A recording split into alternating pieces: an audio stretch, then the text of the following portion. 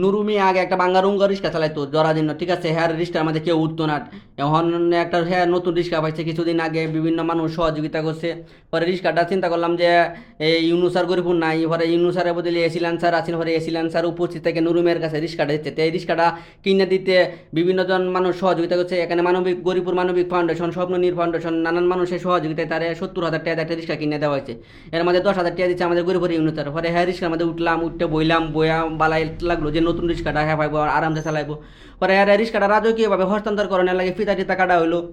পরে মিষ্টি আনা হয়েছে গড়ি হতে মিষ্টি আইনা চিন্তা করলাম যে নুরুমের খাওয়াই দিছে রুবেল ভাই, হরে নুরুমে মিষ্টি টিষ্টি খাইলো, আমরাও মিষ্টি খাইলাম, এনে সবাই মিষ্টি মুখ করে হ্যাঁ রিক্সাটা হস্তান্তর করা হয়েছে। মনে হয়েছে দিনটা একবার পুরা ঈদের দিনের মতো লাগছে, ঠিক আছে। নুরুমের তো আনন্দের কোনো সীমা নাই, হ্যাঁ একটা নতুন রিক্সা ভাই হাসি আনন্দে একবার বেউস হয়েছে। তো বেউস হওয়ার পর আমরা মিষ্টি টিষ্টি খাই চিন্তা করলাম আচ্ছা হ্যাঁ রিক্সাটা দিই।